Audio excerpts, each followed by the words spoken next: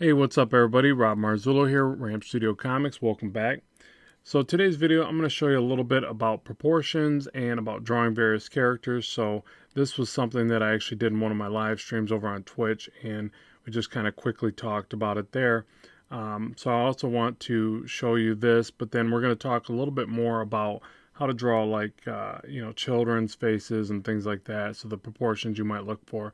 So just so you know what I'm envisioning when I did this is I would picture that this guy is like maybe early 20s or something like that, or maybe even it could probably even pass off as more of an older teenager up to the early 20 mark. This guy I would picture is you know 30 over, bigger, bulkier guy in general, obviously, like more of a meathead or something, a big bruiser. And this guy, I wanted to just take the same one, obviously, and change it just a bit and make him look a little bit more like Kingpin. So by the time I got here, I started thinking that he looked a bit like Kingpin from the Marvel universe. So I changed him up a bit, gave him a little bit fatter neck, and disappeared some of the jawline. And really, the purpose of that is just to show you, oh, and the head's wider as well, to show you that little changes like that can make, an effect on what you're doing. So now I'll go ahead and do, some other ones, and I'll do like how I'd kind of draw a child or something like that, or not a baby, but a kid. So one of the things that I do, me personally, with the style that I like, is I'll tend to draw children a little bit more animated. So what I do there is I don't do as much construction lines. I'll still do, you could do the circle for the head like this. You can do a line down the middle, which is always good because it helps you get your symmetry right. And I think that's a bit tall for the width of the head, so I'll widen the head here. And something I want to stress, whenever you're doing these construction lines, I talk about this a lot in a lot of my videos here, is that all of this is subject to change. So, this is really just guides to get you going. That's why you see a lot of artists, once they get really confident, they tend to do less and less of this, and some do none of it. I've seen some pretty good artists that just go right to drawing an eye, and they're used to measuring the distance from the eye to the nose to the other eye, the lower nose to the mouth. So they can literally work out from there and even work out in perspective from there. But that's something you're generally going to get as you become more advanced. So in the beginning, you're going to use more of these construction lines to get you rolling. So as you notice, I'm doing a pretty wide face. Now, if I wanted to start angular, I could do something like this. Now, the beauty of starting angular first is that it's going to allow you to spot inconsistencies in your distances more easily than a curvature line. And that's in my opinion. So maybe you're different and you just got a better eye for symmetry than I do. But I typically, if I'm struggling with that, I'll start more angular. But you just have to remember to really round out those forms, because unless your style is very angular, then it's just going to look very blocky and almost Mario Kart or some kind of video game or something. It's not going to look as organic and smooth as it probably should. So essentially, this is kind of the face shape that I would use for a child. One of the other things I do is I'll draw the ears kind of more cartoony and animated. So I'll do those a bit larger, almost off the start like this.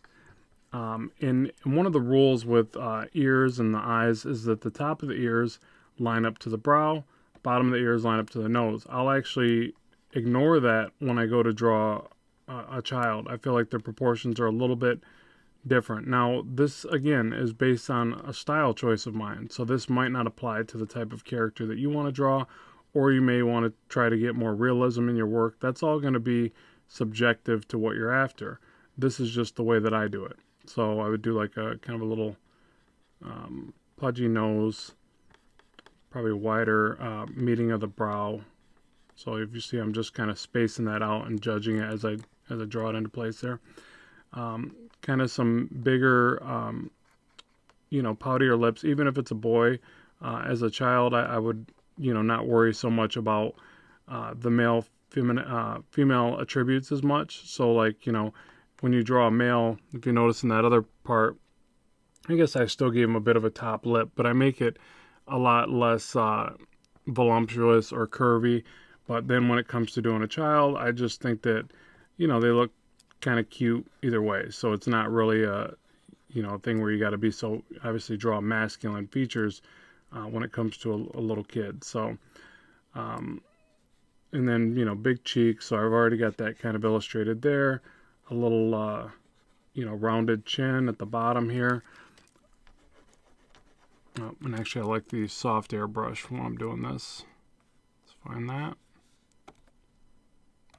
Okay. And I guess what I should do, just so you can see the step-by-step, probably should have already copied it once. Let me drag this over and just really show you, you know, kind of how I work through it, because I think that's important for people to see that it's not a linear type process. You know, I don't just know exactly what I'm going for. I just evolve it and make changes throughout, and hopefully get a little bit closer with each change I make. Not always. Sometimes I got to go backwards to go forwards, you know, or do a redraw, but this is pretty simplistic, so I shouldn't need to do all that. So big pouty cheeks, and then I probably bring the cheeks in. And again, this is going to be determined on what age you're after. I'm thinking more like, you know, a kid, like 5, or, you know, maybe even a little bit younger, you know, with this kind of poutiness I'm giving them. And again, it's going to be a little bit determined on the style. Probably give them, you know, bigger nostrils, more animated. Which I think you would see the nostrils from this angle. Okay, so now for the eyes. And I generally would get the eyes in a lot sooner, but it's fine. It's as long as you get your guides in place, and you generally can, you know, go in whatever order you want. If I was drawing without guides, I would have probably started with the eyes. Okay, so now what I want to do is get some nice, curvy, big, big glossy eyes. You know, so that's another thing I would do when drawing a child, is just, you know, really bring out the eyes. You know, so these big rounded eyes. And I want to say, and I could be wrong, you'd have to check my facts here, but, or what I think are facts. I think that your eyes are always the same size. I think that, I'm pretty sure, I probably should have looked that up before I spouted off the mouth here, but I'm pretty sure that your eyes don't grow. You know, I think I've heard that somewhere, probably in another video or something. So forgive me that I don't know what to reference that to, but I'm pretty sure that that's the case. So in effect, it would appear that their eyes are larger by comparison, which, you know, would kind of make sense. So I'm gonna say that's probably the case. If I'm wrong, you guys are welcome to comment below, as I'm sure you will, and kind of check me on my mistakes there, if any. There's always some. So some pretty big eyes. You know, I probably could, you know, blow those up a bit further, and then I'm going to give him the tilted back brows, just because, you know, he's a kid. He's got no reason to be upset yet. Maybe. Most kids are generally pretty happy, I would think. I know mine is. And when he's happy, we're happy. So, okay, so there's, you know, I would probably make these a little bit thicker. He looks like he's got some eyeliner brows going on there. And then the brow line, hairline, I would say is generally right there. Like, you know, basically one of the measurements for that is if you divide the face halfway and you convert this into thirds, that's generally where your brow line is going to be. On a child, I would say you could probably push that back a little bit further, because you really want to give them this nice big noggin for all those brains. You know, that big sponge-like brain that is taking everything in. So I would probably push that back a little bit further. So again, these measurements are always meant to kind of just be guides to get you in the realm, but I don't know. I just don't think that they apply to each and every scenario. So it's good to learn them, but then learn when to stretch them and change them, you know, for your needs, for your style, for your decisions, stuff like that. So there's his hair. I'm giving him kind of this like overly wispy flowing hair. I don't know why. Here's some curls in the front, like this. So you see I'm just kind of throwing those lines in kind of every which direction, because I'm still trying to feel it out, see what look I want to go for there. So let's go ahead and drag this over again. That'll be kind of stage 2, even though I think I skipped a couple steps there. Okay, and back to our original layer.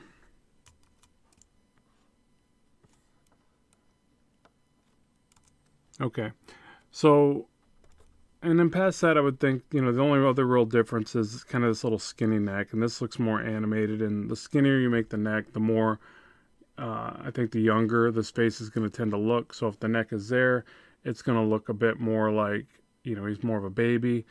If you start to widen it out and elongate the neck a little bit more, he's going to look a little bit more like a, 4 or 5-year-old, which is what we're going for. So I'll go ahead and do that. But once again, I'll reiterate that is based upon style, because you'll see some people that, obviously conveying through storyline that it's an older child, but they give them those nice little skinny caricature-like necks. So it's all dependent on what you're after.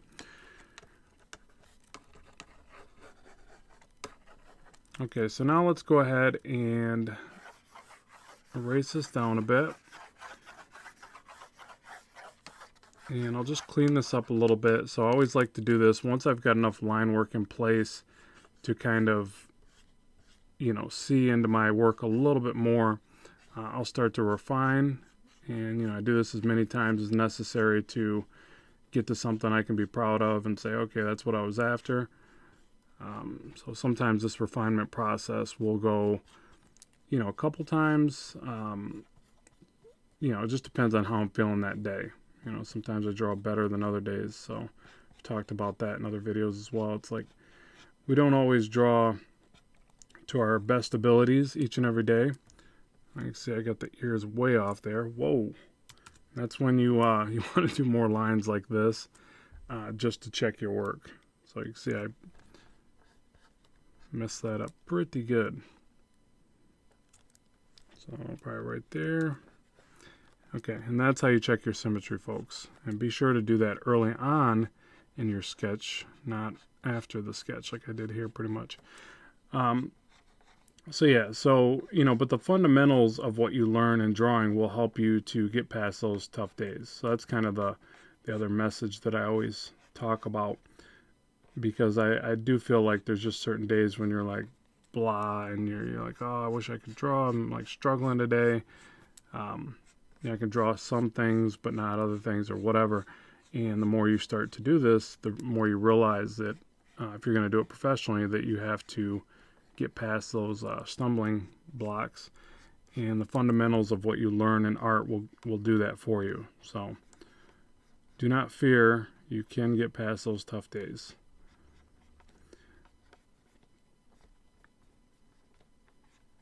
So, and if you notice, this is just where I kind of check the work. I get a few more kind of solid lines in place. So I'm just using my initial sketch to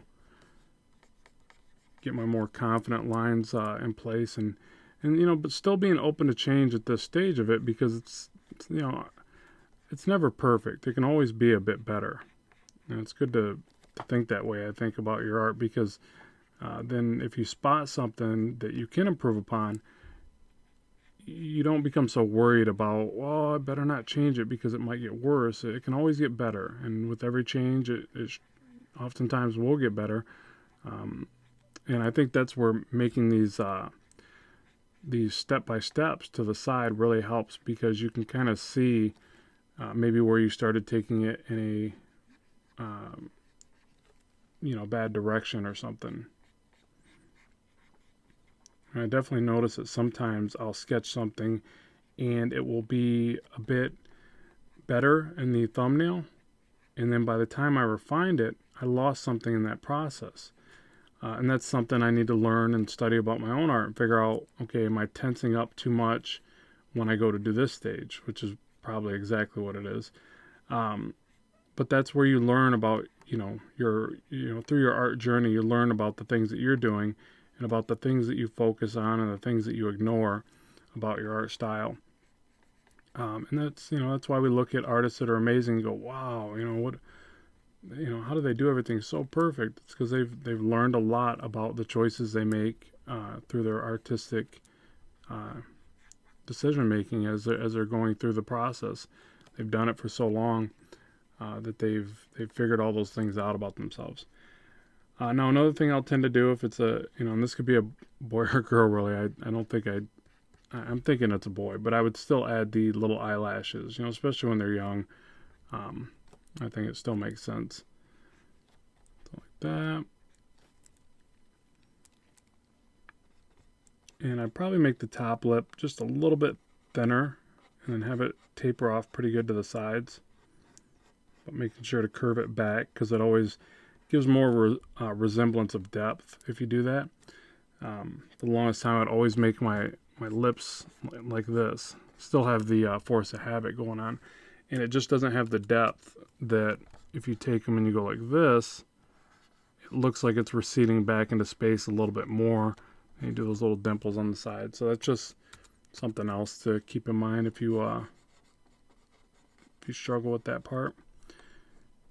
And a little dimple there. We got some little dimples in the cheeks. Maybe.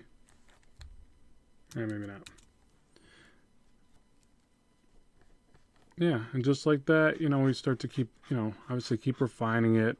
Keep doing the little swirly, curly cues in the hair and really get that to look more dynamic than just a flat set of lines or whatever. In the hair, I'll generally refine that one or two more times. I always find hair to be a little bit more difficult than the rest of the face to get right. And I'll just add another layer or two of refinement and try to figure that out. So yeah, so that's pretty much it. That's how I would draw a child's face, and hopefully you can see by studying what we've got here, the steps that I took to get here. And obviously I would go to refine it again by inking it, or do one more pencil layer maybe, and then ink it, and then take it to color. So that's generally how I work through it. And I just wanted to share that with you. This was from a video request that I needed to get to some time ago. So it's I try to answer them back as quickly as I can, but I'm currently going through some different things with work and stuff. So I'm not able to do as many of these. I've actually been doing more time-lapse videos from my iPad Pro setup. And so if you follow the channel, you probably know about that. And what those are meant to be, just so I can kind of explain that while we're here, is those are meant to be a little bit more work-along oriented. So even though there's no narration to those, there are still lessons. There's still, things that I'm studying to improve my art and that you can work along with to improve your art. So just keep that in mind. And then I'll still do at least one video tutorial where I narrate per week at least, probably more. If you watch the channel here, I'm pretty committed to this channel. So at any rate, that's how I would do it. Let me know if you'd like to see the art files, and I can put those on, my Patreon or somewhere for download or whatever. And then also be sure to let me know what you thought of the video, what you'd like to see in the future, and that's what I'll bring to you. So as always, keep drawing, keep having fun, and I will talk to you soon. Bye for now.